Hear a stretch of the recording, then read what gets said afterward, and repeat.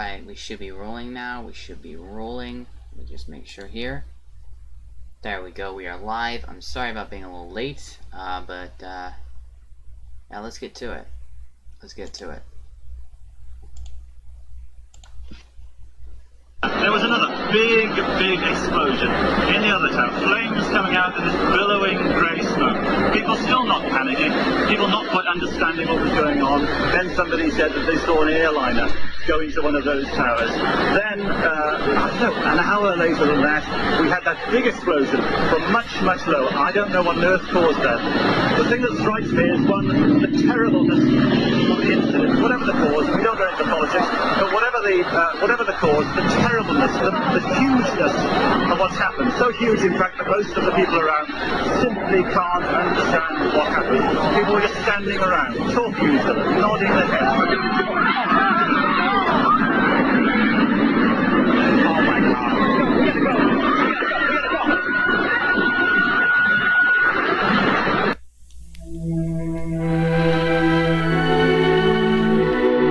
In memory, on September 11th, on this here spot, we watched in horror a tragic plot unfold in the sky, with husband's hand and babe in arms. With disbelief, we watched the harm, the smoke, the ash.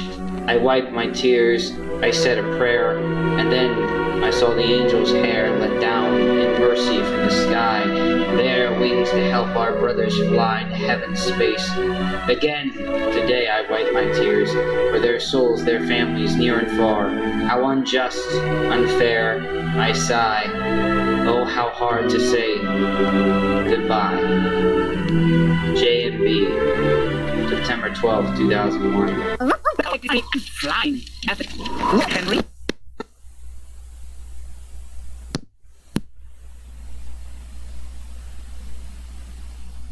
On board.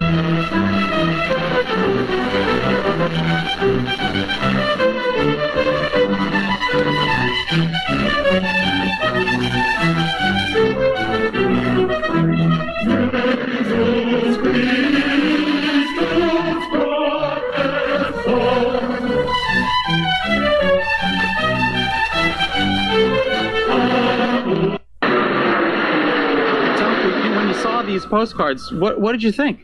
I couldn't believe it. Where are you from? I'm from right here, the Bronx. And did you see any of this happening yesterday? Yeah, I was working security down by Wall Street, and this lady just came into the building. Oh, she was crying. She's like, oh my God, oh my God. And so me and this other security guard, we stepped outside, we looked up, and what it looked like, it was just a fire. So he went back in. I started to walk towards the buildings until I got a good view of both of them, and all of a sudden all I heard was this big plane just coming. It sounded so near, I felt it, and then it just ran right into the tower number 2. Let me in all of your, how old are you? I'm 20 years old. Could you imagine the World Trade Towers crashing to the ground? I'm telling you, I have never seen that. All I thought was a movie, but it's completely different from that, because it's real. You know, you feel it, and it was incredible. I don't know what to say. Thank you for talking to us. We really appreciate it. That is basically the sentiment of residents, people who have lived in Manhattan their entire lives. We're looking up at a skyline where, from our vantage point, you would normally see the World Trade Towers. They're not there anymore. And I know I just keep saying it over and over again, but it's just surreal. People yesterday, I'm on 2nd Avenue, and I was reporting live from there, 20th and 2nd Avenue.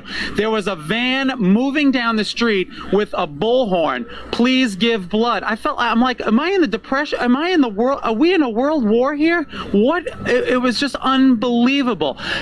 Food cartons. Behind us, there's a park. It's used for children and adults to play basketball. It is now filled with Poland Spring water to give the rescue workers their food for the day. And every park that I have seen has become either a parking lot for rescue vehicles, or it is being stored and used for food facilities. So Manhattan, a very different flavor here. And even as you get further away uptown, either on the east side or the west side, I had an opportunity to rollerblade down the middle of 2nd Avenue yesterday because there was no traffic. And that's how I got around Manhattan yesterday on rollerblades, because there was no other way to get around. Subways were closed, no cabs. And it was just surreal. The people were all walking around saying, we live here. Could this really be happening to us? I'm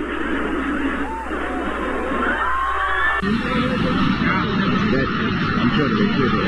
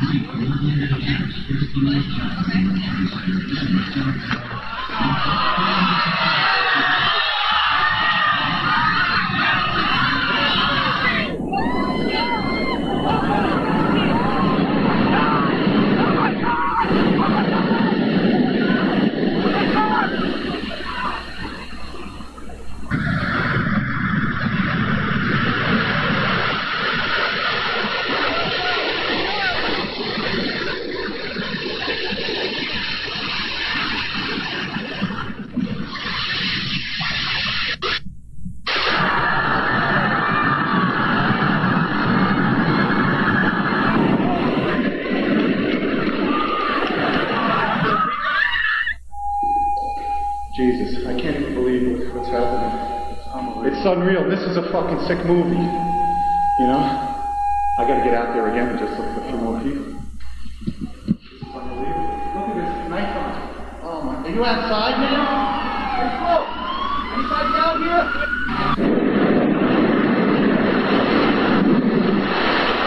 I hope I live. I hope I live. It's coming down on me. Here it comes. I'm getting behind a car. It's incredible. Okay, I'm gonna have to go find people who need help. I don't think I'm one of them. You okay, sir? Okay. Suit. I'm seeing a couple of clean breaths. That's good. Okay. Back to you.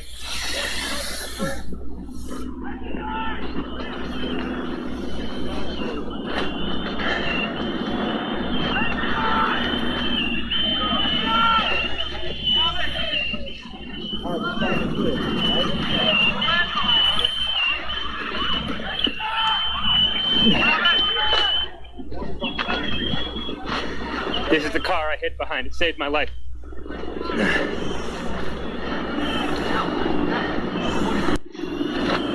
Oh, wait, maybe it was this one.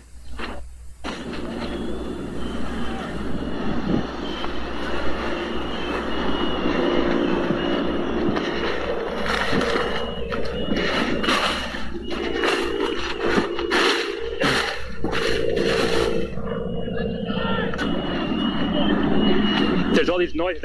I don't know what it is. They say someone needs help. Yeah, Mike! Mike! Mike, come over here! Yeah! Anybody need a doctor? Who are you? Don't have oxygen.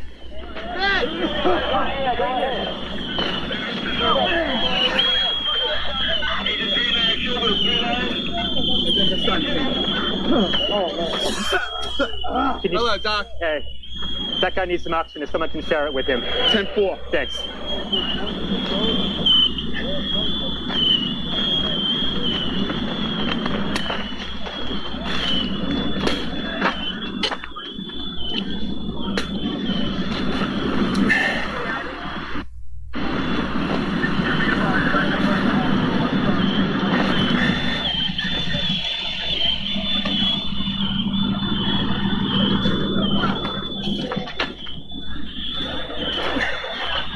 They told me just to wait here. At this semi-staging area. See if I can help, and that's what I'm doing. They won't let me go any closer. No one can go in to get the people out. There's small explosions still going on.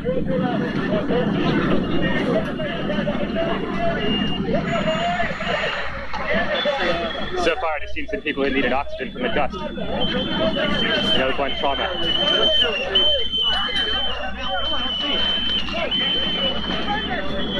Gonna go wash my eyes out.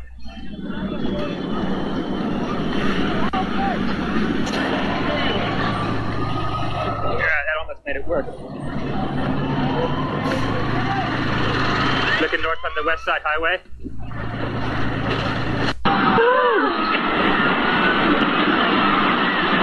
Oh my God!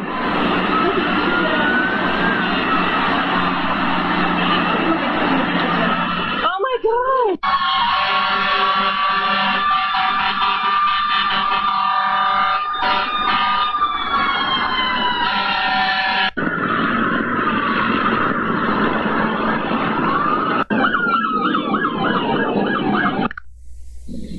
Documentarian in me that feels like I need to record this. You have to do this again. Just think. Oh, look at like all the ashes. It looks like it's snowing.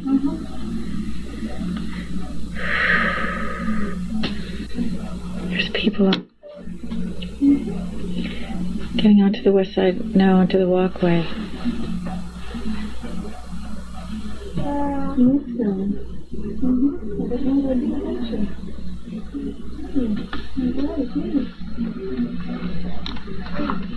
Just complete.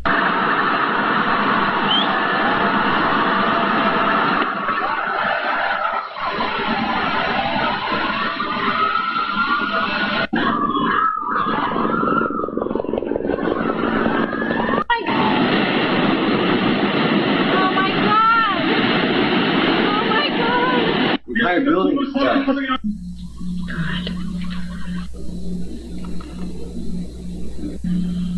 There's an enormous search and rescue operation being mounted here for what's clearly going to be many days of grim work. We're just north of the wreckage and the smoke still coming out on the West Side Highway, right next to the Hudson River.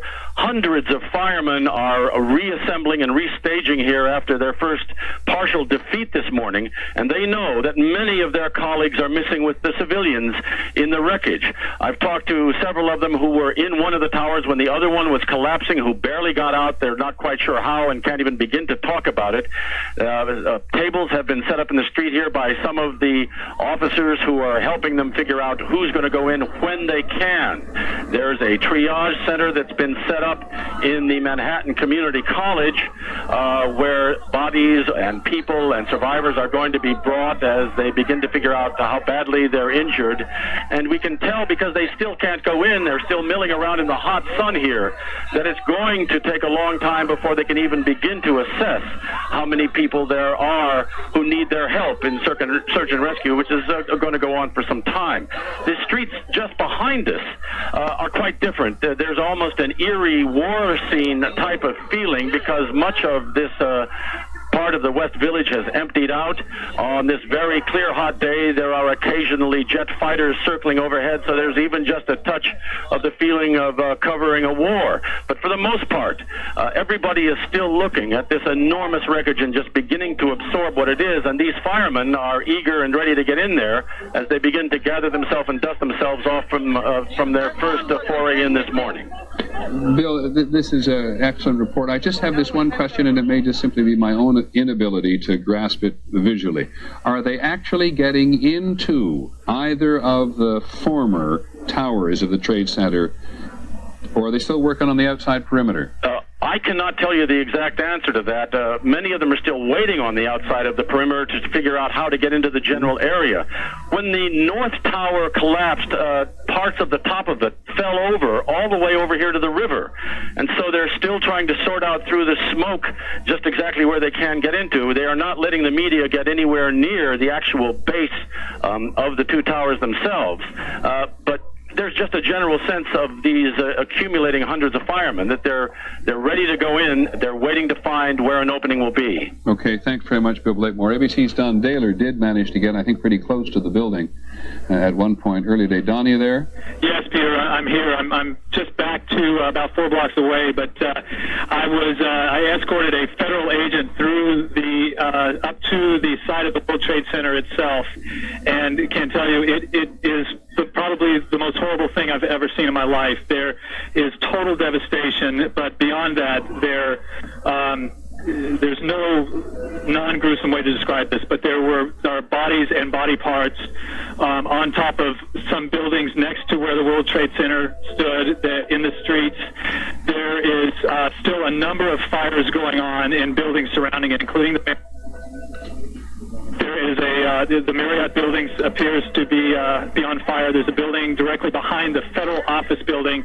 I can't identify which building it is, but it's a taller building.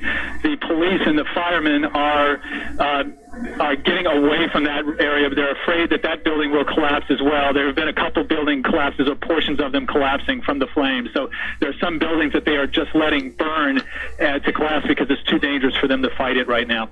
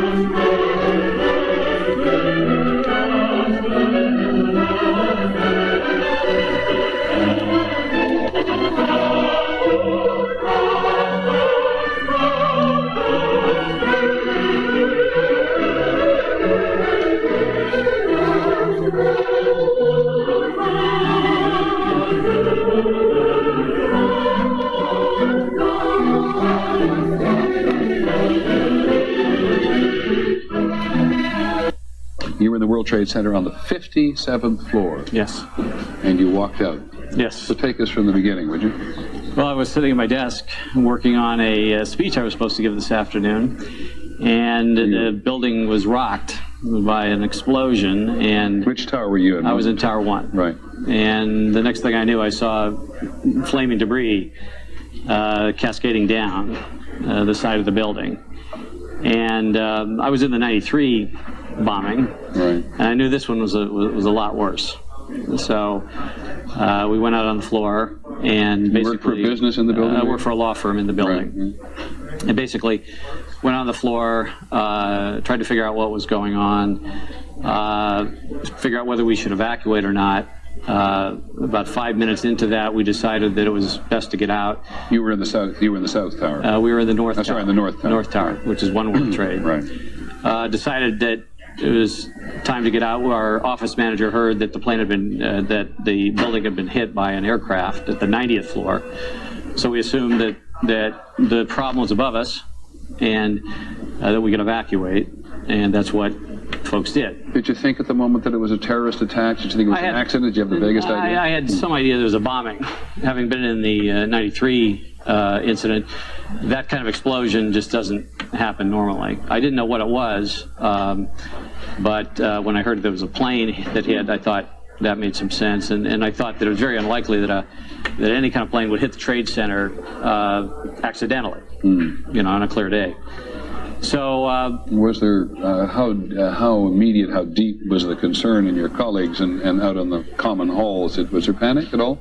No, that's the one thing. What I found is no panic. People are concerned. People are a little apprehensive, and they want to know what to do.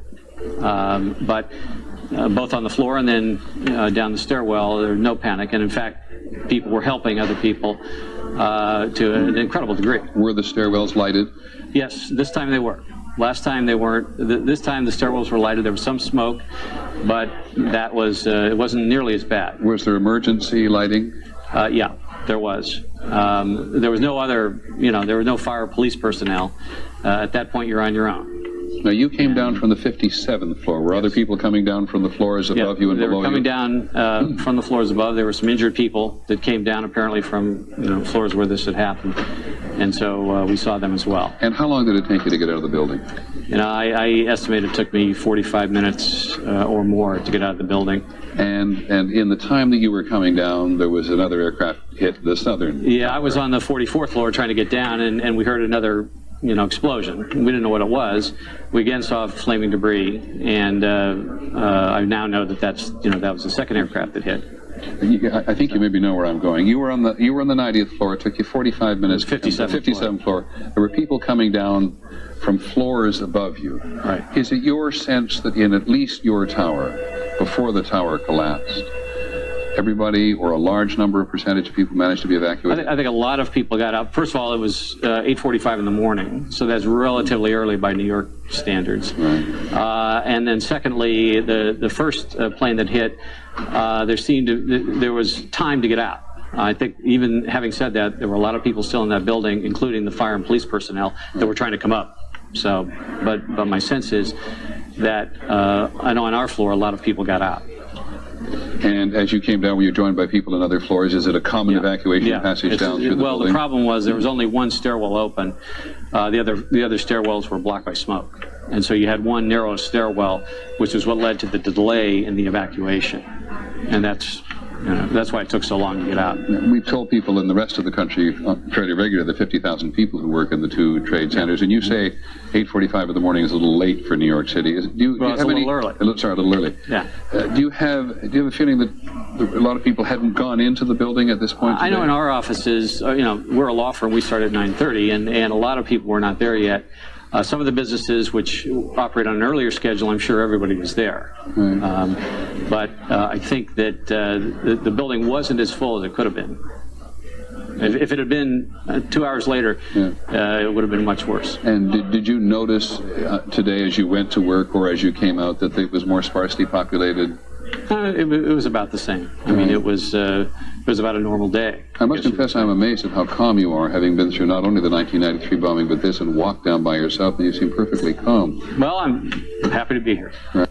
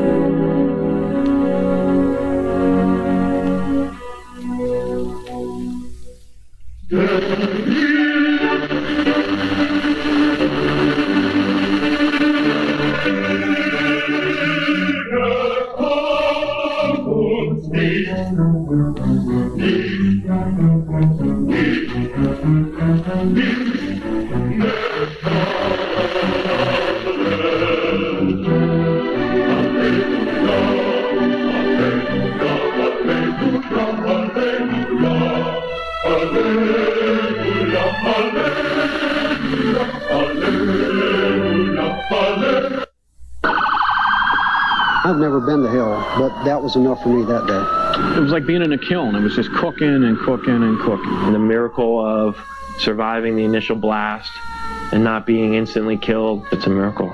Purgatory and salvation, both in a matter of hours, scarred and strengthened the Pentagon and many of its people that day. I was blown off my feet into the pylon. It was like yeah, just like some hand, just invisible hand, just pushed me. Sergeant Major Tony Rose had no idea a jetliner had just slashed diagonally through his second-floor workspace, an area still under reconstruction today.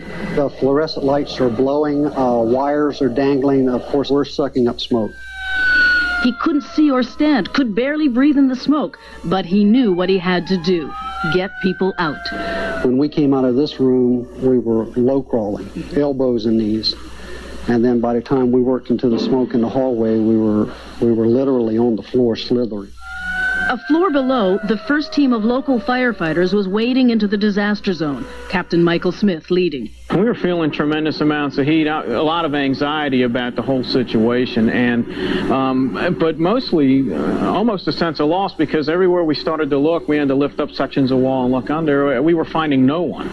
But there were survivors trapped elsewhere along Flight 77's deadly path. We heard people in the rubble, so we started helping them by digging a tunnel. And this man's hand grabbed me by the wrist, and we pulled some debris off his face, and he looked me right in the eye, and I said, "You're going to be all right. The help's here." He was scared to death. In another part of the building, 30-year-old Navy Lieutenant Kevin Schaefer was engulfed by the explosion. My whole body was doused in jet fuel. Still wrapped in burn garments today, I ingested the jet fuel into my lungs, and then immediately thereafter everything exploded and I was set ablaze. Of 30 people in his office, he was the sole survivor, crawling out through a hole blasted by the airplane-turned-missile. The next memory I have is a vision of, I'll call him my angel, because to me he was very angel-like that day. Hey, bro. Go on, man. Come on, bro. Army Sergeant Steve Workman, frantically looking for survivors, had found none until stumbling upon Schaefer. His hands were covered with blood and his arms were just, the skin was just literally hanging off of his arms. He looked at me, and you could tell that he was scared and obviously badly burnt, and he said, "Please don't let me die." And, you know, when he made contact with me eye to eye and said that, it wasn't going to happen. Workman would not leave Kevin Schaefer's side, riding with him to the hospital. I felt that we had made this bond. It took a team of doctors to save Schaefer. And they were trying to tug and pull these rings off my fingers. I heard the doctor call out for the ring cutters, and I yelled out, "Stop, stop." And they froze, and I was able to focus all my will and strength that I had and take off my wedding band.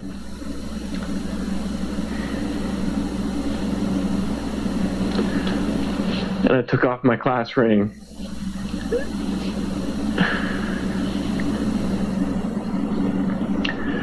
And I handed them safely to someone standing by.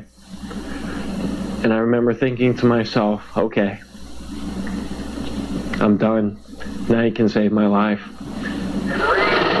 But firefighters couldn't save the stricken portion of the Pentagon.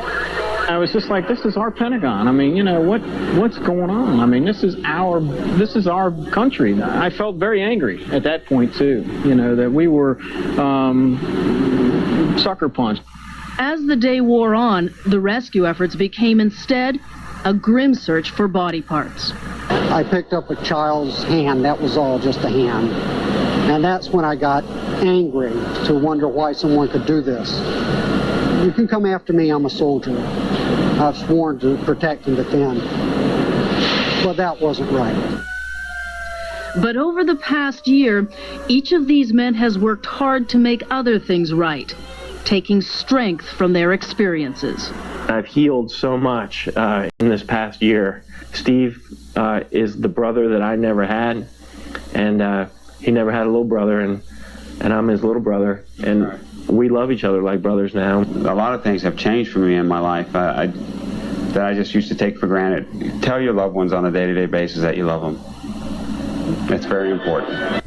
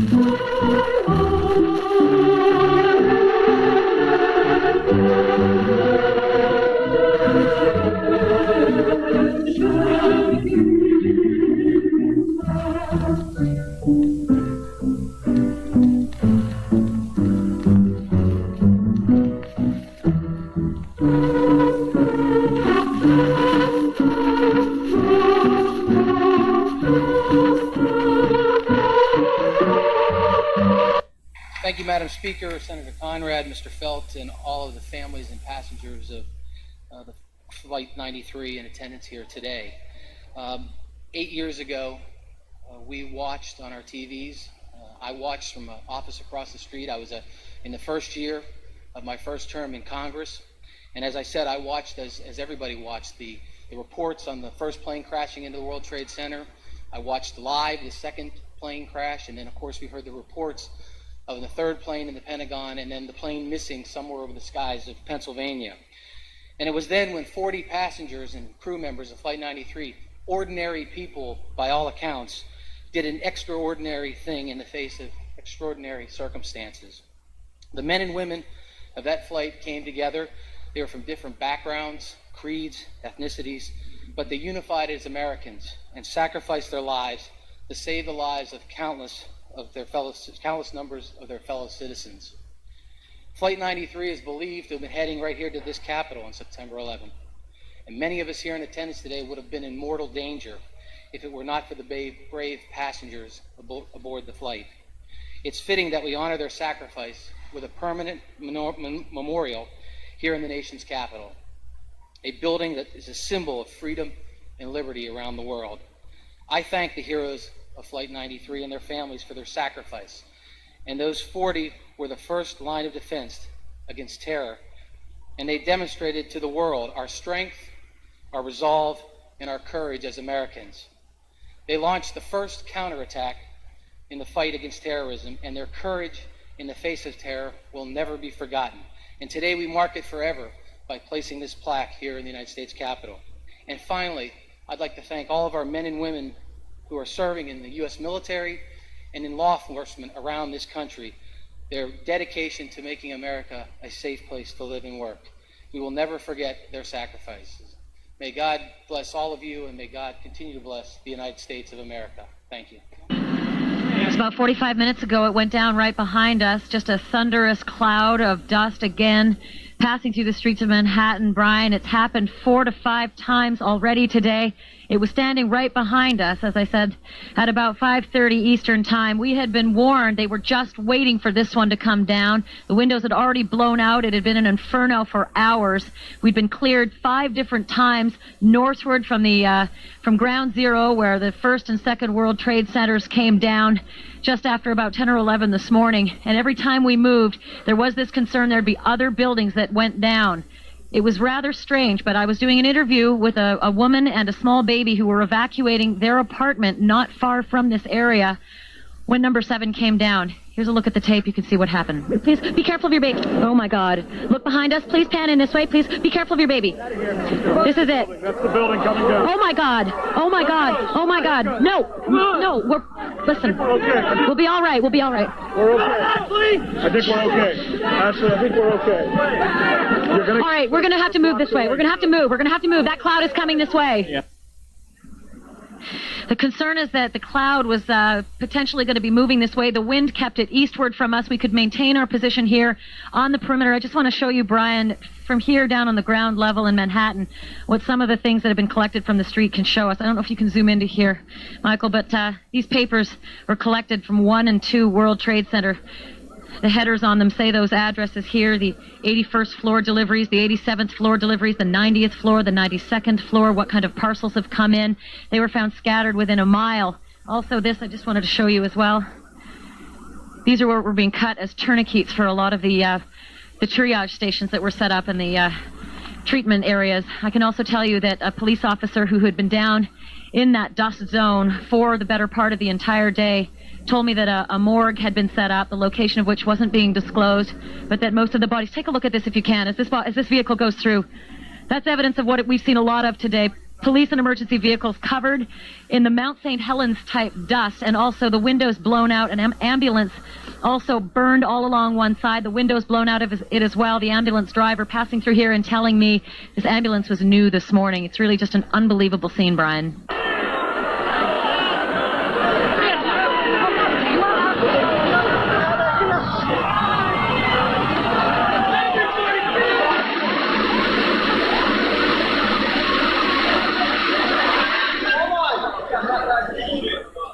Gone, man. Then suddenly 7 went down. The crowd started running north again, trying to escape the dust cloud and the falling debris. Among them was Daryl. He was a worker trying to help with the injured.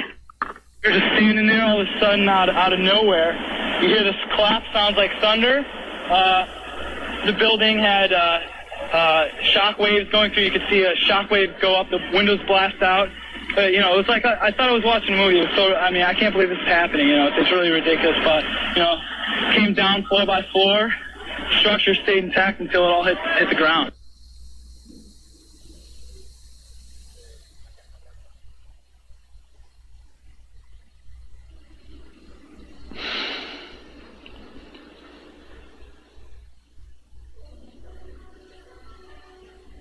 Good evening.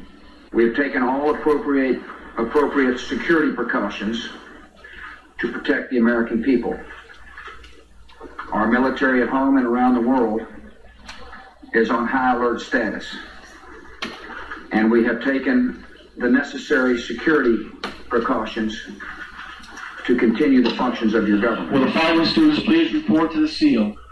Blanca Gonzalez, Jessica I ask the American people de la to join Teja, me de la Vega, in saying Yuhaira thanks Lagallo, for all the folks who have been Calvin Leon, fighting hard to rescue Heather our fellow Burns, citizens. Angel And to join me Gonzalez, Angel in Gonzalez, saying a prayer Gino for the victims and Bento, their families. Abdel Rodriguez. Please report to the seal. Thank you.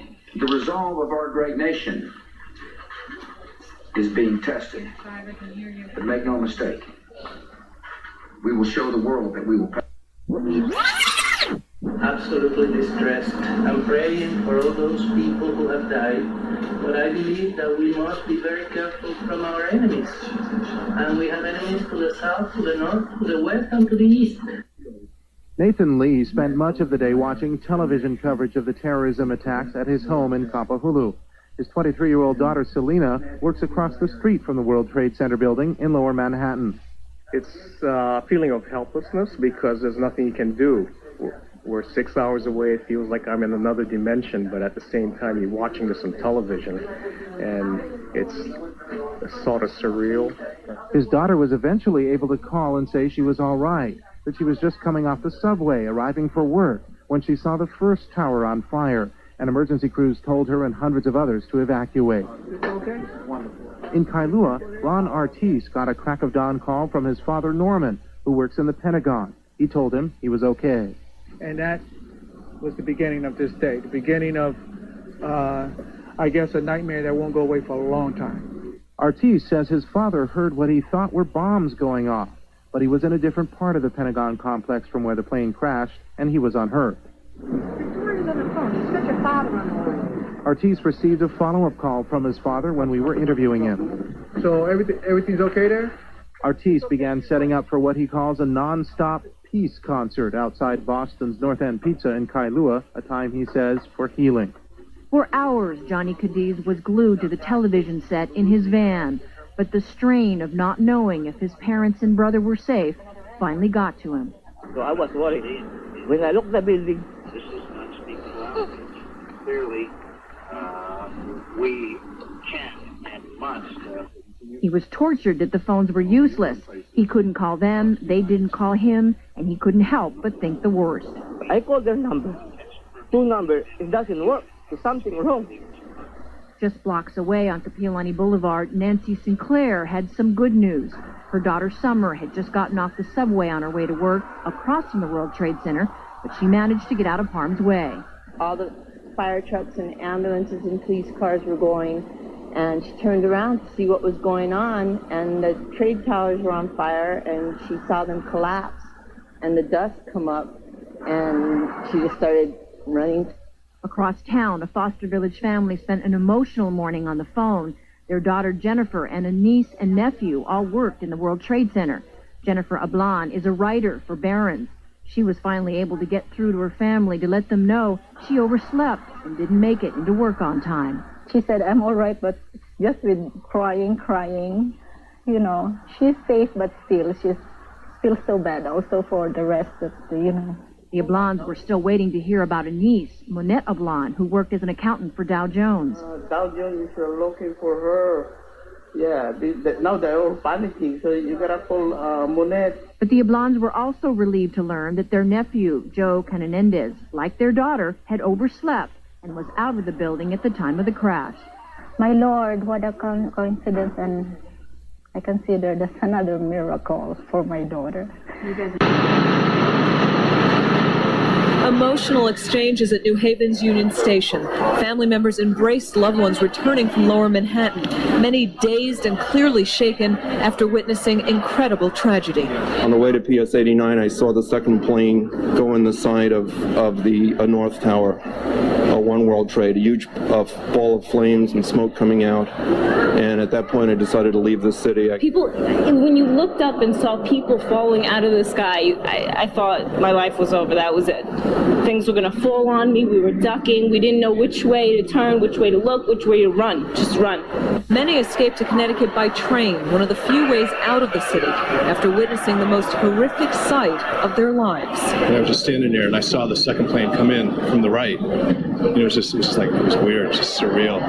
You knew what it was doing, but you just couldn't believe it. And as soon as it hit, I left. I mean, people were like in shock, and I just decided I'm going home. We kind of got a little freaked out about it, a little unsafe, so we just came back to Connecticut. Inside the station, paramedics stood by to tend to the walking wounded. Meantime, New Haven's bomb squad investigated a suspicious package found on the platform. Luckily, it was a false alarm. As commuters got off in Stamford, they were warmly greeted and held tightly by loved ones who had feared the worst. This scene was repeated again and again. At Stamford Hospital, emergency crews stood by, ready to provide medical assistance. 2 people were treated and released for respiratory ailments suffered by the dusty debris. Lenora Lloyd was working at Chase Plaza. She suffered splinters in her eye. She was working on the 7th floor. When the second explosion came, I heard the rumble. This is when the head of the department said, "Everybody get out of here." So I picked up my bag and we all ran down to the plaza. Plaza is a big open place where we could see the World Trade Center. And I stood there watching this building burning. It burned for a little while. I left and I came back to meet my friends, my co-workers on the plaza. They were all gone. And as I turned around, I just saw this building coming down. This is Jessica Snyder. You were on a subway yesterday when the explosion hit, when the planes hit the Twin Towers. What were your thoughts when you got out of the subway? I was kind of in disbelief. I just had my headphones on and was walking to work from the subway station, and I heard it, and then I took my headphones off and people kept coming up to me and telling me the story, and just wasn't just... What could you see? Just clouds of smoke in the horizon, and it was really eerily quiet on the street. And you said what was even more frightening was trying to get back to Brooklyn, to your home in Brooklyn, and getting on the subway. Yeah, because they blocked all the buses and the bridges and the tunnels, so I was stuck in Manhattan, and finally I took a subway, and it was so scary because it was deserted, and I felt so claustrophobic and got very panicky, and... It's frightening, I know. This is Brennan Fitzgerald. What were your thoughts? You woke up at 9:15 to hear this in your Brooklyn apartment. What did you see? Did you see anything from your apartment? Well, my friend called me just before I left for work, my roommate, and I probably would have just got on the subway and had ridden right underneath exactly when the building had collapsed, so I'm really thankful that somebody had been calling me. Why did you guys take a taxi instead of getting on a train to come home? I woke up and I felt like I was living in a different country. I felt like I was in Israel or someplace, and I don't think I'm ever going to be the same. I didn't feel safe walking down the street. So you wanted to just get home as quickly as possible and jump in a cab? It smelled so bad in Brooklyn from the ashes, and it was just a really bad feeling, so we left. Well, we're glad that you're safe and sound. Thank you for joining us this morning. I don't know where she is. She works at the Trade Center. Fearing the worst and cell phone glued to his ear, Brian Batista tries to contact his mother. I can't get a hold of her at all. I left a message on her answering machine. I've emailed her. I mean, I'm off work. I just left. I punched out and said I'm late. Later, I gotta find my mom. Inside McCarran, thousands of passengers are left stranded. Payphones are a hot commodity, as people get in touch with family and friends. This is the United States. You don't touch the United States. This attack takes an emotional toll on all these passengers. I was in the plane with the lady that was on her way back to New York, actually, after left St. Louis, and she found out her daughter-in-law was in the World Trade Center. My heart and prayers are with everybody. It's just horrible. I can't even fathom something just like this could happen in the United States. Not without us knowing about it. Not with all the systems they have here, especially in the airports. All flights in and out of McCarran are canceled. Was that 39? Metro makes their presence known, making sure nobody gets through these gates. They also keep a close eye on the entire airport. About 1,500 passengers were diverted to Honolulu. Most were en route to Los Angeles. Some passengers learned of the attack 1 to 2 hours before landing in Honolulu, while others say they knew nothing until the plane touched down. The captain notified us, and many thoughts were going through my mind, mainly concern for family and friends. When we landed, we realized we weren't in LA, and they told us once we were safely on the ground what was going on. It was kind of scary, shocked, definitely shocked. When they were told of the terrorist attack, many of the passengers say it was hard to believe. Well, it was pretty incredible. The first thing that happened was the person next to me said, "Oh, this has got to be a joke." And then the next thing that happens is the flight attendant keeps giving all these details which were surreal, especially when you're waking up after having slept for 4 or 5 hours on a plane. The passengers we talked with said they were told that all of their accommodations would be taken care of. Right over there, I'll take care of the luggage. Various tour companies were called in to assist the visitors in getting to their hotels. They were up to the task. Not too bad. We do it every day, so just back to business for us. We realize a lot of people are stressed out, so we're doing our best to accommodate them. We also talked to several airline pilots. All were of the opinion that terrorist pilots must have taken over the controls. All were adamant, saying they would plow their plane into the ground before crashing into a building. It doesn't take that much, frankly. A hectic morning at the Honolulu Airport Hotel and its sister property, the nearby Best Western. Diverted or delayed passengers kept the registration clerks busy. They were prepared. The staff here has been real helpful. Walked up to the counter and they just said, "We're extending your stay." How hard was it to find accommodations? It wasn't hard. I just came, got the room, and we'll be sold out tonight. General Manager Gunther Hott says first thing this morning, United Airlines reserved blocks of rooms at each hotel for diverted passengers. Some said they were directed to the hotels. Some found them on their own. All of them said they landed in Honolulu without explanation. Given the circumstances, there was no rancor. You found yourself in Honolulu and you didn't know why. Right. That's right. And did you know that you were not going on to Los Angeles? No, not at all. Not at all. I just landed in Honolulu, and then immigration officer told me, what has been going on. That's about it. So we didn't know anything. When we are close to land in San Francisco, they told us there are lots of congestion in the airport of San Francisco, and we are going to go to Honolulu. We didn't know anything. They should have told me something, but I understood the situation. Well, if you want to go home, as soon as the airports are open, that's another option that you have. In Waikiki, travel agency owner Suzanne Meisenzahl accommodated 80 people who couldn't fly out this morning. The hotels have been incredibly cooperative. Outrigger Hotels issued a statement before just about 8 o'clock this morning that they're just checking everybody in for another night, and they're giving special rates, and that's pretty much been standard across the industry. Several big hotel chains offered breaks of some kind to stranded passengers, from discounted room rates to waived cancellation fees. Meisenzahl says at this point, passengers are paying the bills, but she's advising them to keep receipts. And at the Hawaii Visitors and Convention Bureau, airline, hotel, and tourism executives worked the phones to match stranded passengers with vacant rooms. By 1 p.m., with all incoming flights accounted for, they declared their mission accomplished. It means that all the people coming into Oahu will be accommodated on Oahu, and that the 2 flights that went into Kona earlier today were already accommodated in 2 different properties there on the Big Island.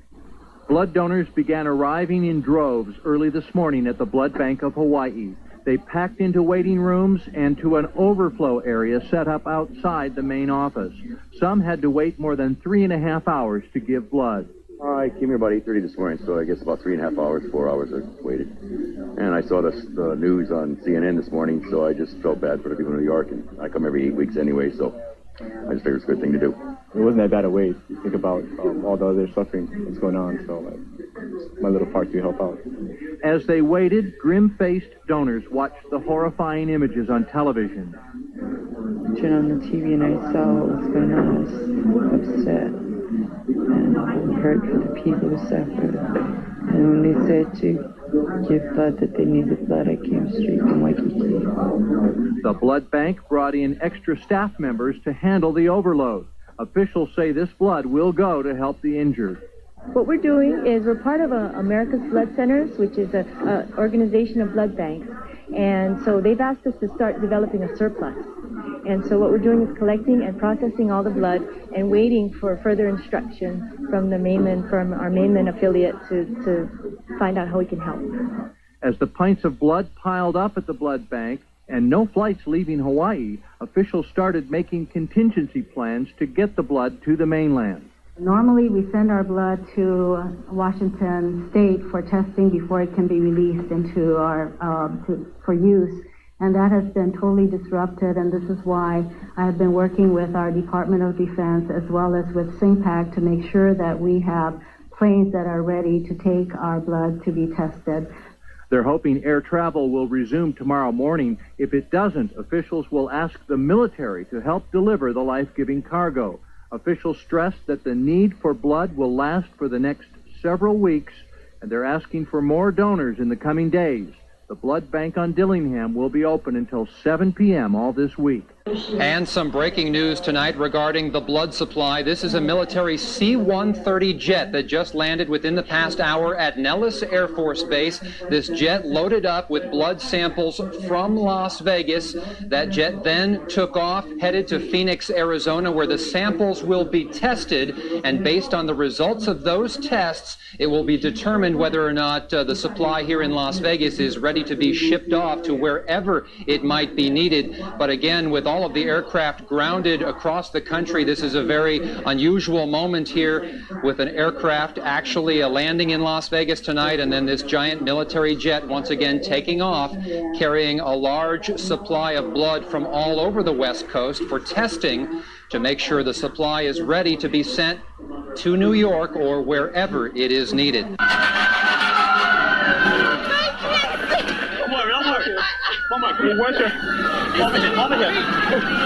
I turned on the TV and it was a horror show. It's like World War III. I keep on telling people that I think I'm going to wake up and it's going to be a bad dream. It's going to be a bad dream. And, you know, when you think about all the things that have gone on in our lives, this could be the worst. The first thing that came to my mind is this is war. You know, it's obviously an act of aggression. It's obviously very well organized. I see a plane falling from the sky. Right? Yeah! All of a sudden you hear explosion, and then you can see the building starting to collapse, and then everybody runs up the street. The people who are here for the blood drive are to stay in their seats in the lobby. New Yorkers didn't mind getting in long lines today or giving something away, their blood. I work right down the block, and this is the best thing that we could do to help people out. You know, with tragedy, my brother's a fireman. He's down there. So at this point, I think Americans can just get together and, with this such a tragic situation, what else can you do? But maybe hopefully save somebody's life by giving blood. Why are you here? Del Zeidman came when she realized she couldn't do anything else. to help a friend. A friend of mine worked in the World Trade Center, and that's why I'm here, because it's personal. Elizabeth Whelan and her daughter Christine feared they lost a husband and a father. My husband works in the World Trade Center, and into World Trade Center, and this morning, because he was going to vote, he decided to jog before he went to work. So on my way to work, I saw him jogging outside my office here at 68th and Broadway. So when I got up and heard the news, I knew that he was safe. But my daughter, who lives... I had no idea. I was watching television as the second plane went into World Trade Center, and it was 9 in the morning. So I thought my father was at work. I was frantically calling, hearing his voice on voicemail, and I had no idea whether he was alive or dead. Still a little in shock, they are feeling very, very lucky.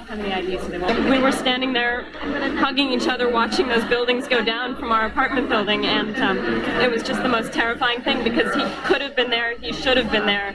It was just a minor miracle he wasn't. No one knows exactly how much blood will be needed. Linda Levi of the New York Blood Center. So our inventory was actually pretty good this week. When you say that, how many days under normal circumstances? We typically like to have at least 5 days of every blood type available, and with that we have a comfortable blood inventory. But an emergency that happened today, that could be gone in a day or even less. Despite the confusion, despite a wait that often stretched for hours, I'd like to volunteer for the American Red Cross. there were no complaining New Yorkers. The only harsh words were for those behind the terrorist acts. They've declared war on the United States. Because they've got a nation of 300 million people that are very, very angry at whoever wants to step up and take credit. It may take weeks for the full impact of today's tragedy to sink in. My husband is sitting there contemplating that he has no law practice, that for 30 years he's been going to an office that doesn't exist anymore. And I don't know how he's going to cope with it. I don't know how anyone can cope. I can't believe it. Let's pray. Lord our God, you are always faithful and quick to show mercy. Our brothers and sisters were suddenly and violently taken from us. Which explains one other popular place today, St. Patrick's Cathedral. Paula, we're at Kawaiʻahao Church across from City Hall. This is where prayer services will begin at about 7 o'clock. This is just one of about a dozen other churches who are holding special prayer services for those affected by the bombings today. Earlier this afternoon, more than 30 people gathered together at the Harris United Methodist Church on Vineyard for a prayer service. Messages of comfort and healing were read, as were a chance for people to come together and share their thoughts on today's tragic bombings. Songs were sung to memorialize those killed today, and as you can see there, a dedication wall was set up for people to jot down any emotions or feelings on their mind and stick it up there on the wall. We talked to a couple of people who attended the services, and here's what they had to say.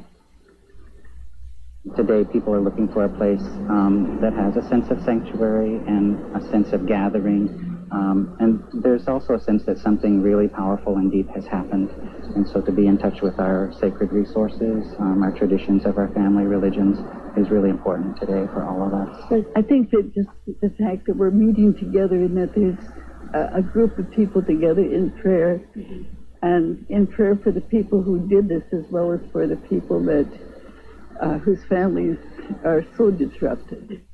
If you're interested in attending any prayer service tonight, you still have a chance to do that. Here are a few possibilities. At 7 o'clock, Moanalua Gardens Missionary Church and the Trinity United Methodist Church on Komomai Drive will have services.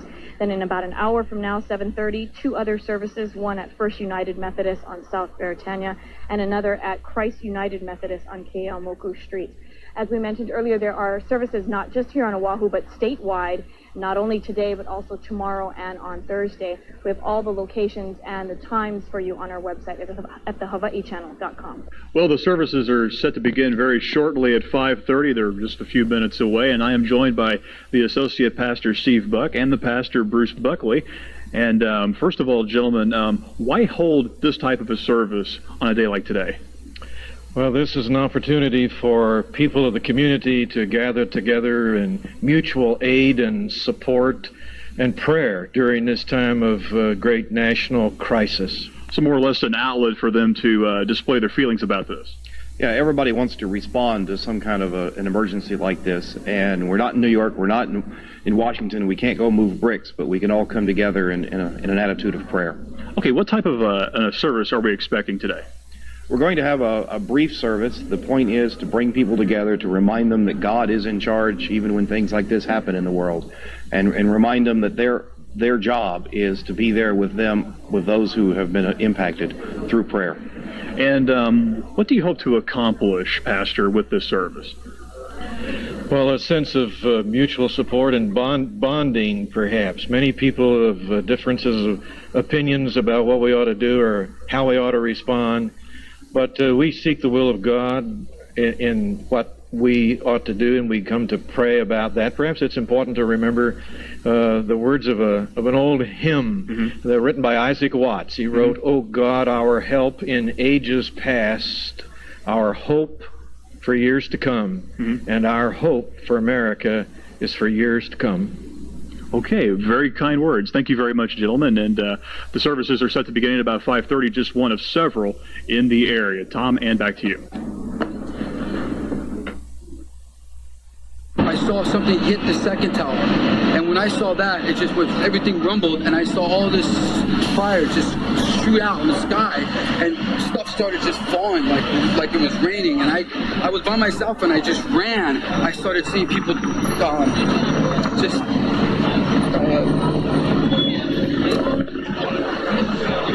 they started jumping out of the window, like the 96th floor. They just started one at a time from different parts of the building. I just started seeing people just drop. I saw a man walking up the block, and I asked him, he was just covered in soot, and my first question was, did they get a lot of people out? And the look in his eye, he just shook his head. I mean, he was in a daze. We lost all visibility, and we assisted people getting out. It was very difficult to get out of the police desk area. And then I went back in, and we were carrying an injured person out, myself and about 4 firemen. And unfortunately, that's when the building 2 collapsed. I happened to dive underneath the ESU vehicle, and I'm not sure what happened to the firemen. The vehicle, I was trapped for about 15 minutes under the truck. It just rained building, okay, and I was buried alive for 15 minutes until I scrambled out.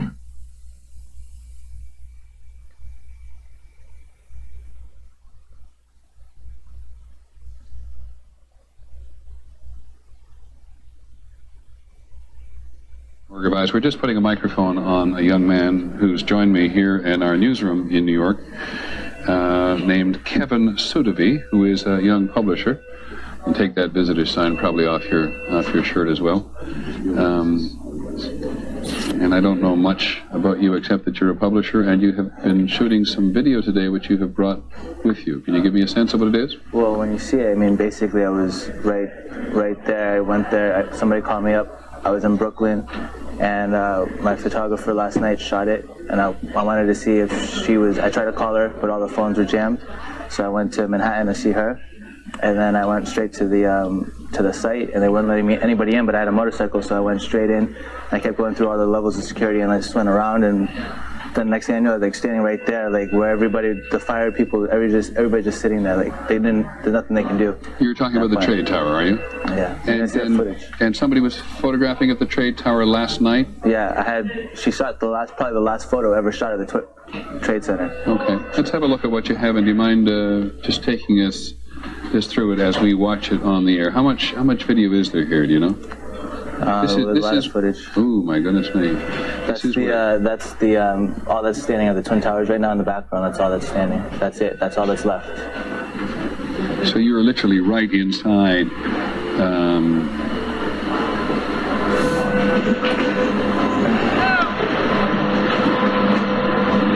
What time did you actually photograph? I don't even know. That was actually, I rode my motorcycle right up from there. That was about an hour ago, not even.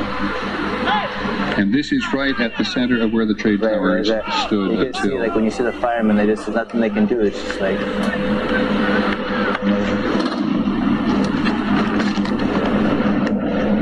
must have been frightened at the very least to be there. No, I mean, I was just thinking to myself what a powerful act of ignorance it was, really. And just amazing. And this is the building adjacent to. That's the Twin Towers. That was the Twin Tower. That was the other tower. And then we went up more into there. You know, I just thought to myself, I can smell it, but in fact, what I can do is smell your shirt. Yeah. You brought the smell of disaster with you on your T-shirt. Were there other people in there? I don't see anybody sort of. You know, no, I was with one other person I ran into there, who actually somebody I know, and he was photographing as well. And it was just us two and the firemen. It's funny, I ran into my friend right there who's also taking pictures. It should be somewhere. They probably edited him out. It's absolutely... Look at that. That's all that's left. Do you know whether that's the South Tower or the North Tower? That's the South Tower. And you saw no sign of life in here whatsoever? No, I went all the way right there. Like, I don't know if they edited it out yet, but there's a big hole going down to the ground. There's nobody. And then we ran into somebody else and said they haven't seen anybody. Nobody. But the firemen said, that there's been a lot of people dead, like a lot of firemen died. Because there were firemen in the building at the time trying to help people evacuate from the building. Yeah, they said 200 people died. I thought the fireman I saw said 200 people died already. And this wall here, this is from part of the tower itself? Yeah, that's the South Tower, the lobby. And it's all the smoke and there's still fire going on in there right now. Are you walking across? Yeah, you're walking across, and that's your friend also with a photograph. And the building on the right that occasionally appears in a building adjacent? Yeah, and it's just gouged. Like the parts of the Twin Tower just gouged out the building. See, that's the concourse below. That's going down like 20 feet or so.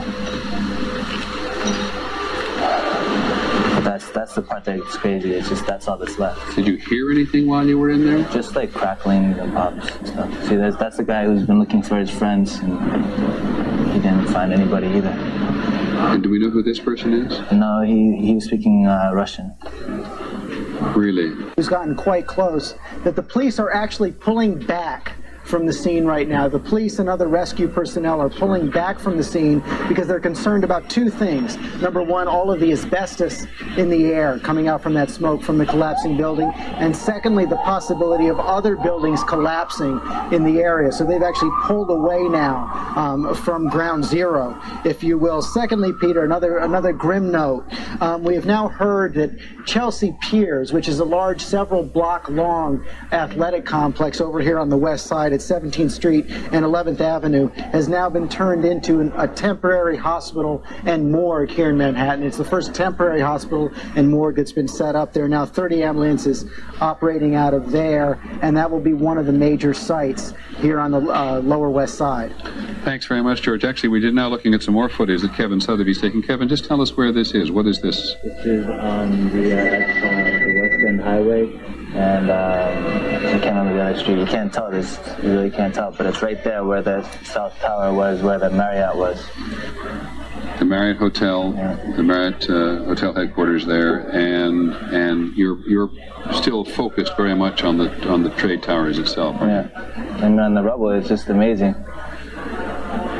The cars, the ambulances are all crushed. Lights are still going. Horns are still being, are still blowing. Did you pick up there was some sense of activity here, that there was some sense of purpose, or just people overwhelmed by what had happened? You mean the fire department? Fire department, the police, There's nothing the other they could rescue do. They said that there were already 200 firemen dead. They were just, it was futile. They said it's bigger than there's not enough people. There's just a handful of people there.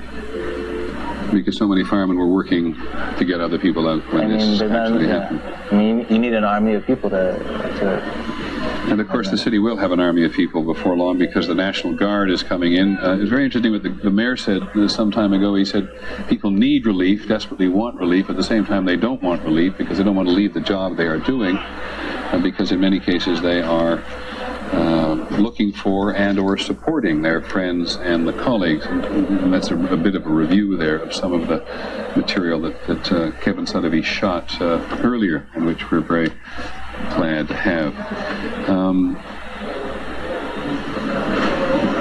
just looking at one more report from our foreign desk here this morning that a KAL plane, Chuck Lustig, the KAL plane, KAL, you mean the Korean Airlines plane? Thanks very much. A Korean Airlines plane was forced down by U.S. and Canadian forces over White Horse Bay in Canada earlier today. The Canadian television reports that forces on the ground stormed the plane, and we have no other details at this time. But there's another aberrant incident today happening in Canada. The U.S. military throughout the world, we've said before, are on the highest state of alert. So from what's spread out from here has just been quite extraordinary in terms of putting everybody in the world.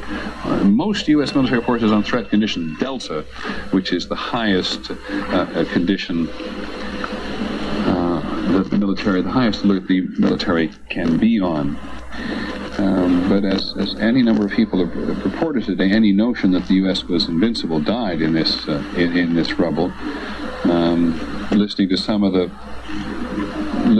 the politicians talk today, Senator Chuck Hagel of Nebraska, where the president is at the moment, said America is forever changed and America's in for a long fight. It was precisely like the movies that we have seen. Much of this is like movies. It is very, very hard as a reporter. You know that the first thing you do is reach for something to make a comparison to, and frankly, through much of this, it's almost impossible for me to find things that are a satisfactory comparison. Let us try to find out now as much as we can. This is Inspector Gene Ciccarelli from the Port Authority Police. Inspector, if you can give us some sense at this point of how close you are able to get your rescue units in there. We've been attempting to get our rescue units into the area. Unfortunately, there are areas that are under possibilities of collapsing.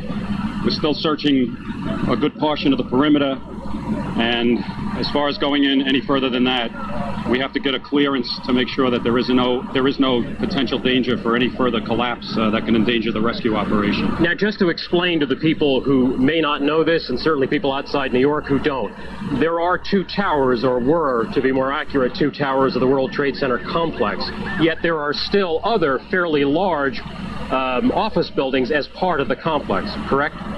There are other what they call plaza buildings surrounding the two twin towers. Right, and those are how big? Some of them range from 20 stories, approximately 20 stories. By the standards of much of America, that would be a skyscraper, quite frankly. Well, I wouldn't put them on the But level. still, they're rather large buildings. They're still standing there.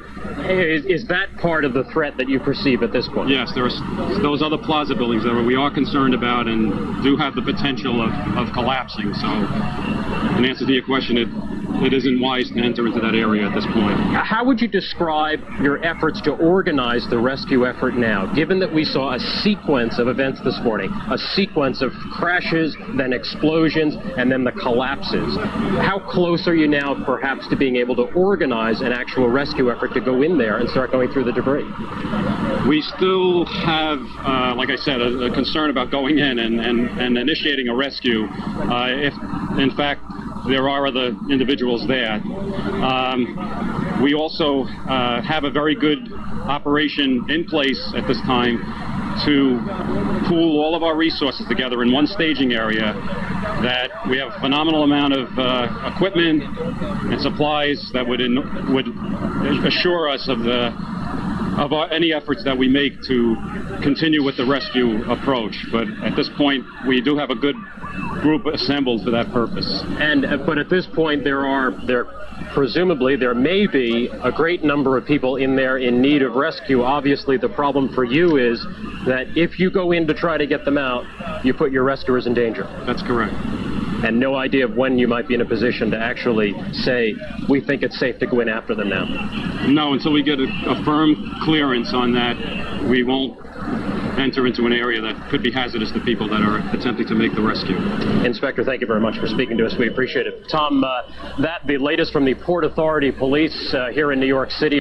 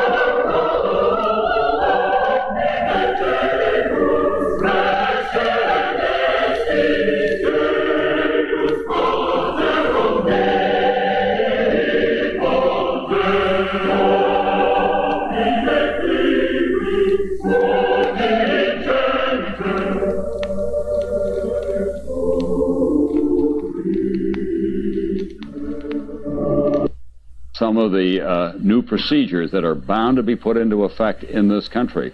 El Al, in fact, has undercover people on board, armed, trained sharpshooters who fly on all their international flights. It could come to that in America. One former State Department official was saying today we may even have to have some form of air cover in America, hard as that is to believe. But as you look at these scenes, you know the consequences of not having very tight security at our airports. Let's go to Pat Dawson now, who has been keeping track for us of the rescue efforts downtown and of the fires that continue to burn in lower Manhattan. Pat? Tom, we are getting to the point of, I guess, what is best described as an unofficial shift change. We have seen for about the past half hour a number of New York City firefighters principally leaving here, leaving the scene, moving out, along with their vehicles. In many cases, those vehicles in total disarray, seriously damaged. We were able to grab one of them to speak to us. This is firefighter Anthony Pasquarelli. Am I getting that right? From Engine 204? Yes. Can you tell us, first of all, when you got here? Approximately 12 o'clock. And like you said, there's no words to describe what happened. There's numerous companies that are still in there. And, you know.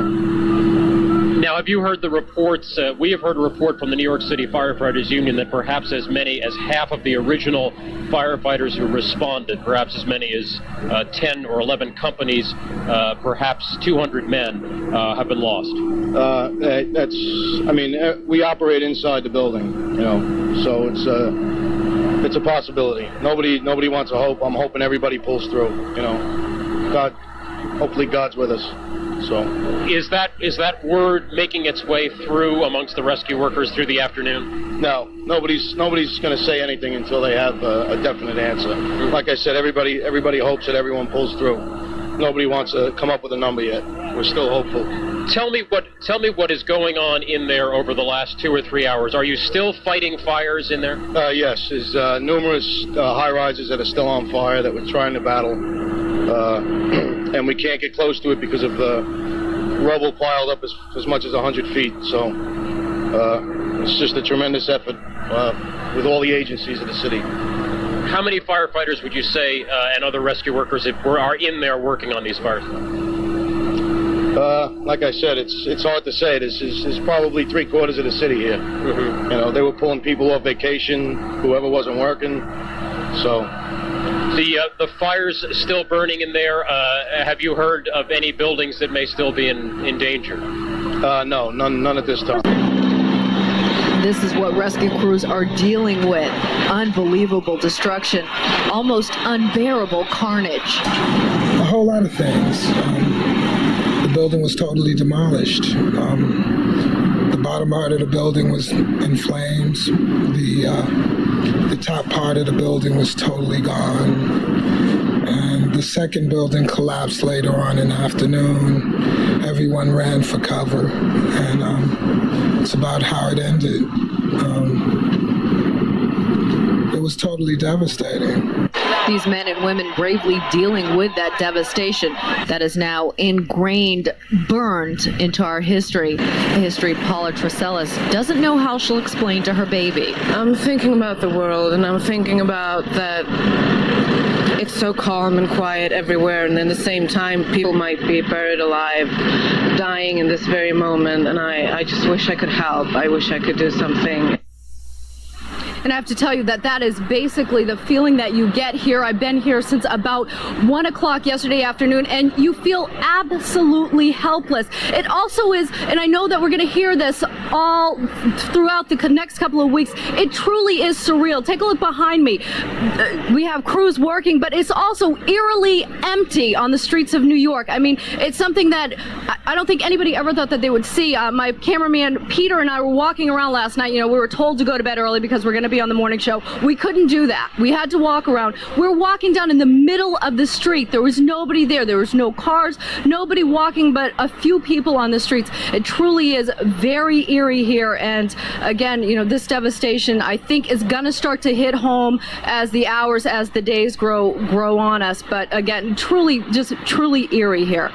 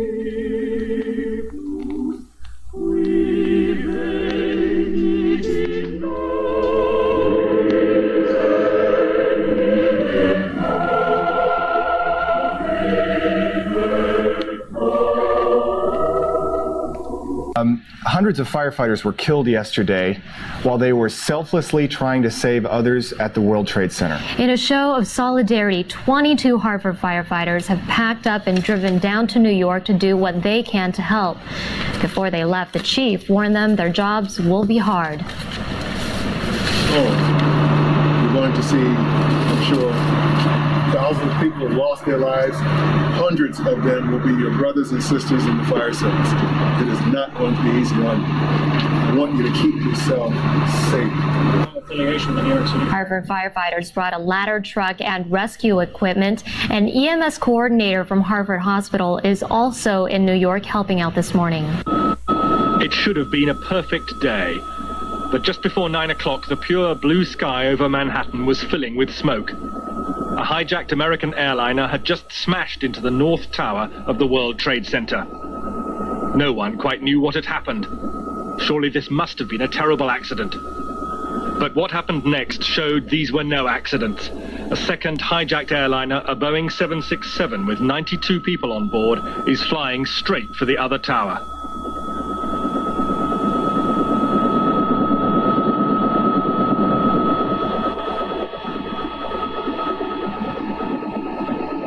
Many hundreds of people must already have been dead, and the unfolding disaster could be seen all around New York. Another one. I'm taking a look. Oh my God! My own eyes. Another plane just went in. At that time, there would have been about 10,000 people in each tower of the World Trade Center, many thousands more in the Wall Street financial district all around. Those who could were running for their lives.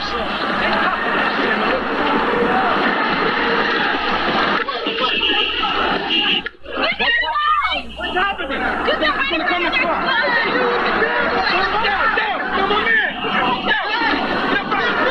It's just...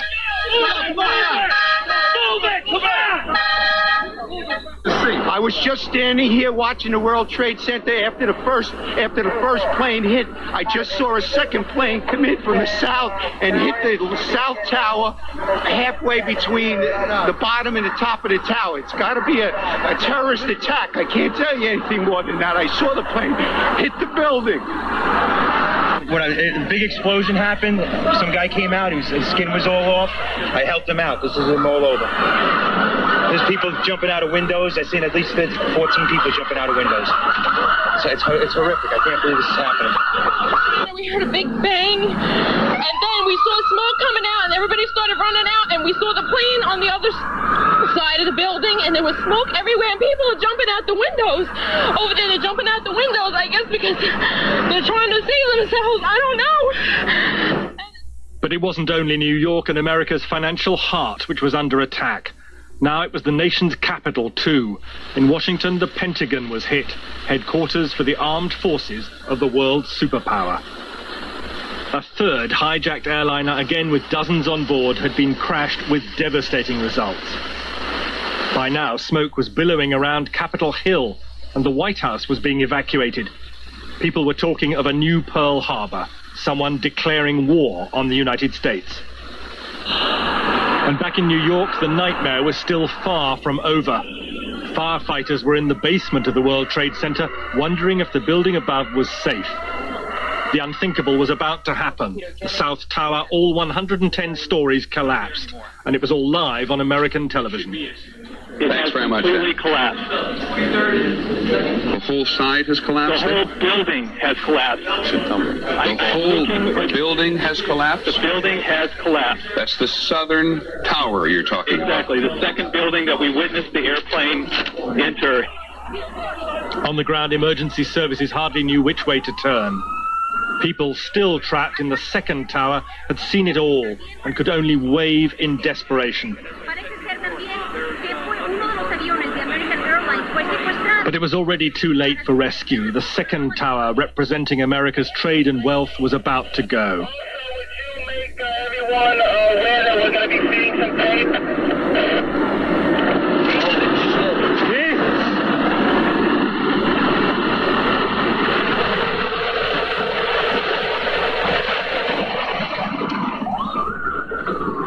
The Twin Towers, which took 7 years to build, had been utterly destroyed in a single morning. The Manhattan skyline and countless lives devastated.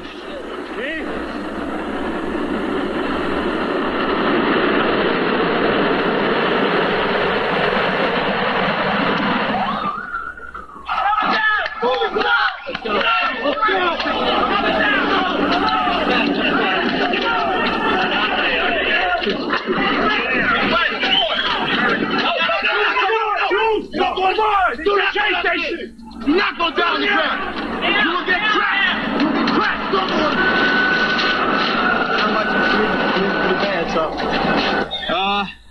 Big boom. Come down the steps, everything fine until we got to the basement, and then everything just fell in. I got trapped under there with another guy, crawled out, kept getting hit in the head, had bags floating around. Finally, we clawed our way out over the rubble. Yeah. Come on down. You did all right. All right, way to be, Tom. Let's go. Even the bloodied felt incredibly lucky on this terrible day. And firefighters could embrace each other for a few moments before facing many more hours of trauma. As New York struggled to cope, to adapt to the clogging dust, the fallout of so much tragedy, more news was coming in, a fourth crashed airliner in Pittsburgh. And somehow American government seemed almost powerless amidst all this. The centers of that power had been evacuated, key congressional leaders taken to secret locations, the president himself whisked to a nuclear bunker in Nebraska, shaken but pledging somehow to find those who masterminded this day of mayhem and massacre.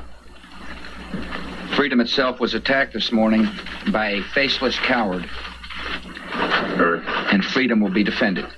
I want to reassure the American people that the full resources of the federal government are working to assist local authorities to save lives and to help the victims of these attacks. Make no mistake, the United States will hunt down and punish those responsible for these cowardly acts. Hours after the attacks, the United States, the whole world, is struggling to take it all in. There's really no more rescue the firemen can seriously attempt. it just blew up. A big explosion. People started running. It was just chaos everywhere. People jumping out. People just kept jumping and jumping and jumping. And you could still see they were alive because they were flailing around.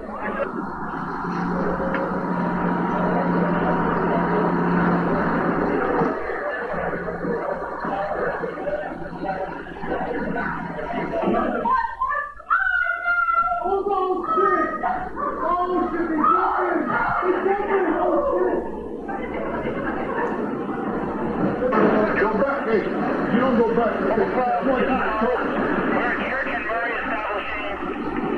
A huge explosion now, raining debris on all of us. We better get out of the way.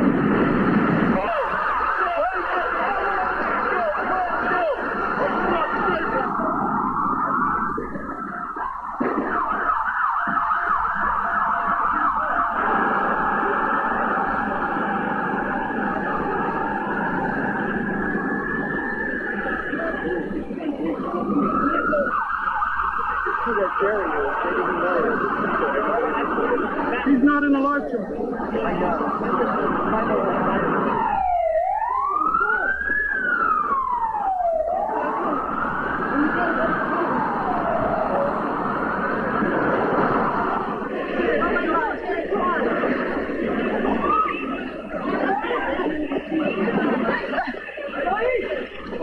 Try and shoot this.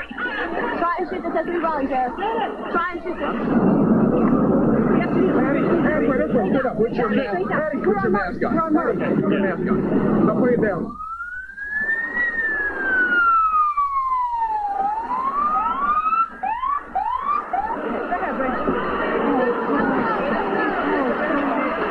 Wait a minute. Hold on.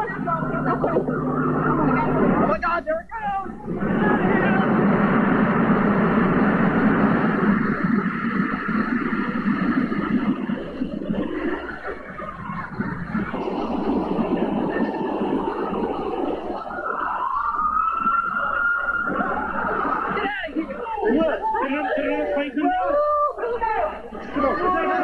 Get out of here!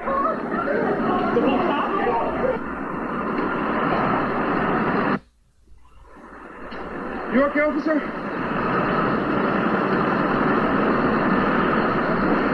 Standing next to One World Trade Center, and then all of a sudden I heard rumbling, and we all started running away from it. The glass blew out and threw me onto the sidewalk, and I couldn't see for 20 seconds. We came from the 82nd floor, and I don't know what my peers are. I don't know. I hope to God they're okay. That's all I can say. I don't know what. We saw a shadow. It looked like a plane. Next thing we know, it was boom, and the floor started shaking.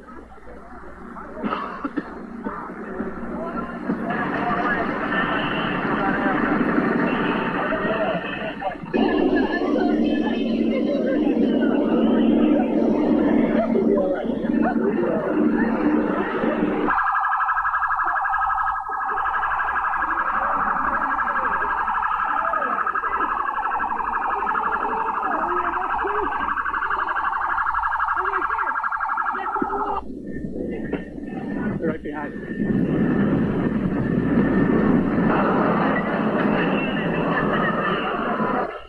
The war. We've been attacked. It's like World War II.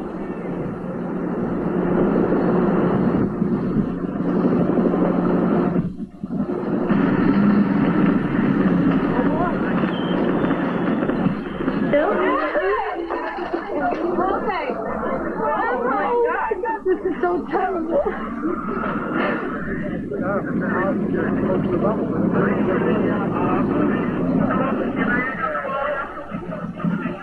Can't even look at it.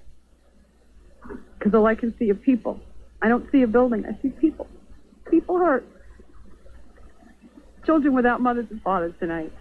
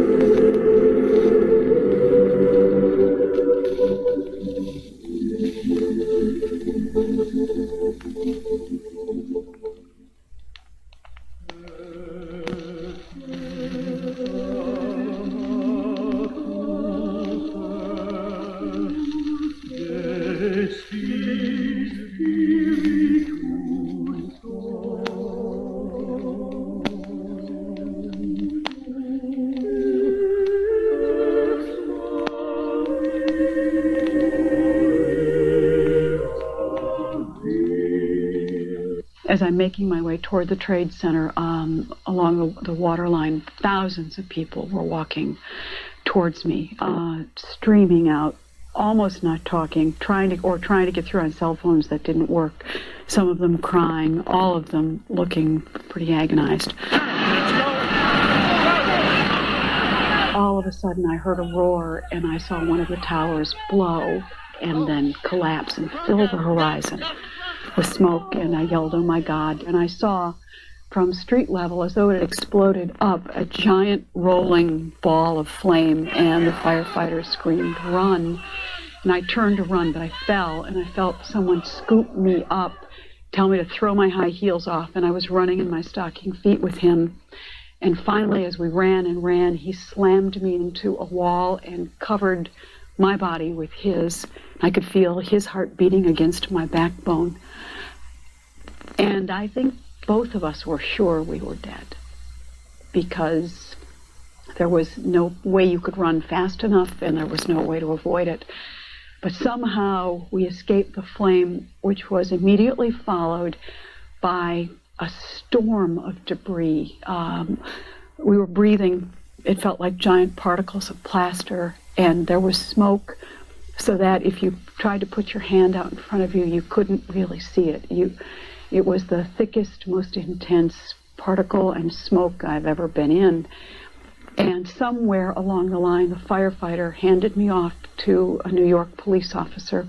The thing that struck me, though, was that I didn't see many wounded people in the street, which led me to believe, at least where I was by the Trade Center, they had never even gotten out of the building. I thought I was going to die. It is as close as I've ever come as a reporter to thinking I was going to die. I was on the 24th floor, and the first plane hit, and the building rocked to the right and back. And I opened the door of the conference room, and I saw the plane go by and people falling. It's all right, Dad. And then we started to go down the stairs, and we got down to about 16, and all the doors on the World Trade Center, they lock. So we got down to about probably about 15 or 13, 14, and I said, there was just a traffic jam for people trying to get down. And I said, everybody back up, back up. Everyone was yelling, back up. Are you all right? Yeah, I'm all right. I just want to get home. I want to get you home.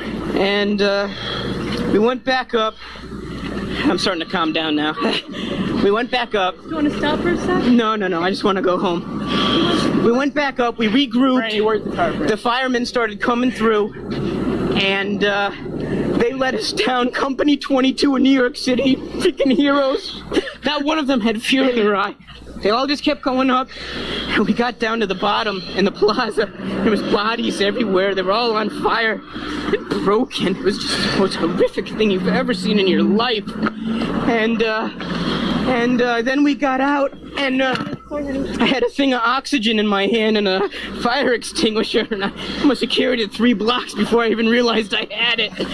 And then I just bumped into this guy, and we just started walking, and we walked up from the Trade Center to 33rd Street, and everybody was lined up trying to hitchhike out of the tunnel. It was like, and this guy pulled up in a pickup truck and drove me all the way to the ferry, and I got home, and I'm home now.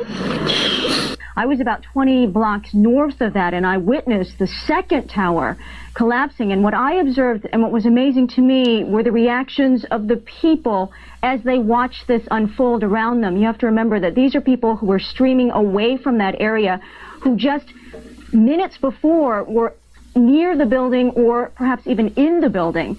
And as I headed on foot going toward the World Trade Center, this was this morning when there was one tower still remaining. The first one had already collapsed.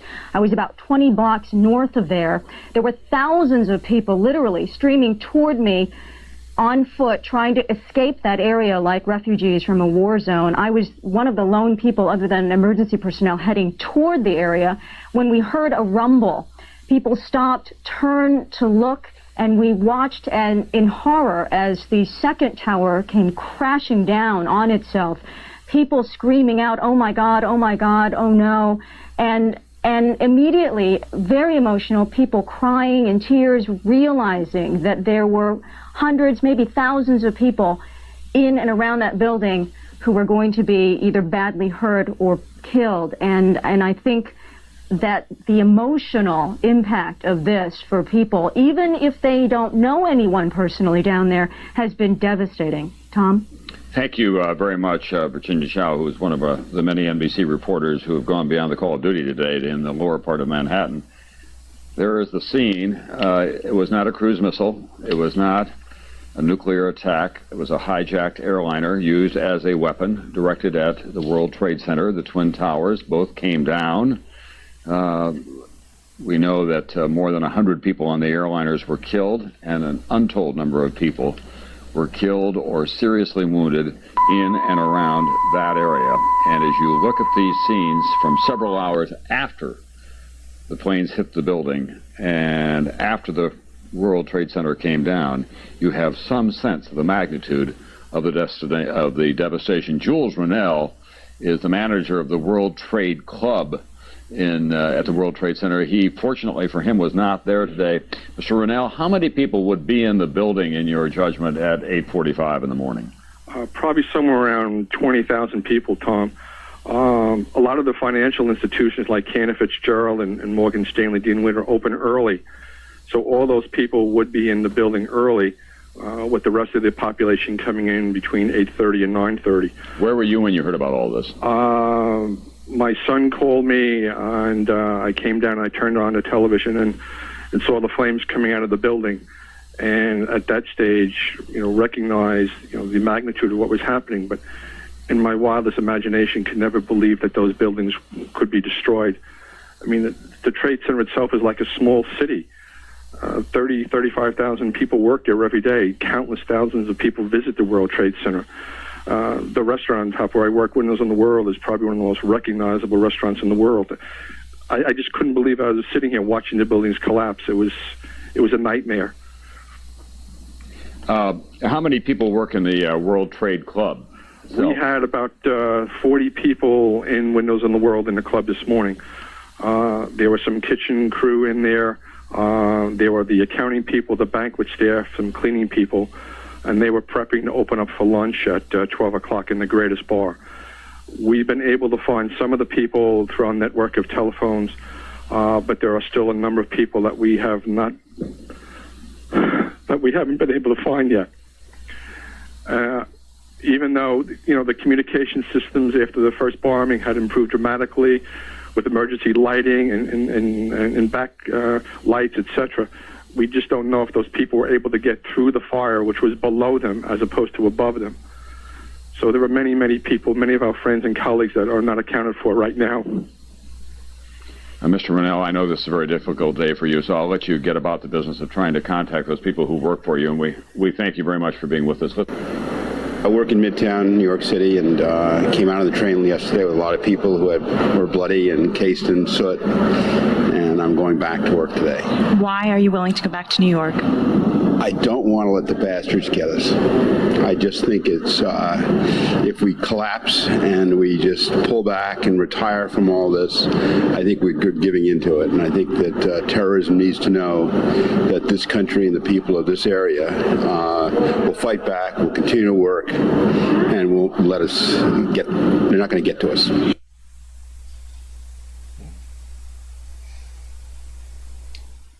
That's it. Well, that's it. Yeah. Good night.